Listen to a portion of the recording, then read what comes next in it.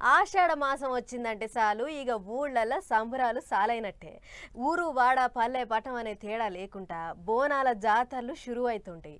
దేవుని గుళ్ళన్నీ కలకలలాడుతుంటాయి. ఇక మన పట్నంలోనైతే మస్తు సంబరంగా అవుతుంటాయి బోనాల పండుగలు.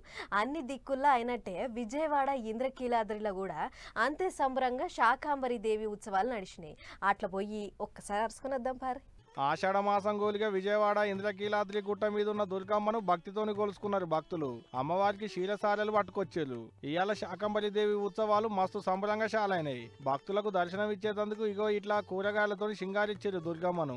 అగ చూడూరి కరివేపాకుతోని కప్పులు, ఆనకాయలతోని పందిరి, నిమ్మకాయలు, దొండకాయలు, బెండకాయలు, వంకాయలతోని దండలు, గుమ్మడికాయలు దిష్టి కట్టి మిరపకాయలు అలాడదీసిరు. తీరు కూరగాయలతోని ఇగో గీ తీరుగా సింగారిచ్చారు అన్నట్టు అమ్మవారిని. ఇవాళనే శాలైనాయి. 3 వద్దులు నడుస్తాయి సంబరాలు. అంటే జూలై 10వ తారీఖు నాడు ఆఖరైతే అన్నట్టు. తొలతనాడు ఆలయాన్ని అమ్మవార్లు సింగారిచ్చేతందుకు కదంబం ప్రసాదం తయారు చేసేతందుకు అని కలిపి ఓ 50 టన్నుల వరకు కూరగాయలు పట్టుకొచ్చిరాట. గా కూరగాయలన్నీ గోదావరి, కృష్ణా, గుంటూరు జిల్లాలకించి పట్టుకొచ్చినాయనట. మళ్ళా ఇటు అమ్మవారి దర్శనానికి వచ్చేటి భక్తులకు తక్లీఫ్ కావద్దని అన్ని తీర్ల సవలతులు చేస్తున్నారు గుడి అధికారులు సుత. ఇటు భక్తులు కూడా అంతే గుట్ట మీదకి షీమెల దారి కట్టినట్టే కట్టారు. పసుపు, కుంకుమ, గాజులు, పూలు, పట్టుబట్టలు, పండ్లు, ఫలాలు, నైవేద్యాలు ఓ ఇట తీరు పెట్టుబడులు పెడుతున్నారు అమ్మవారికి. దగ్గర పట్ల ఉన్న లెవెల్ నుంటే ఓ పాలు అట్ట పోయి చూసి మొక్కులు పెట్టుకొని రారు మరి.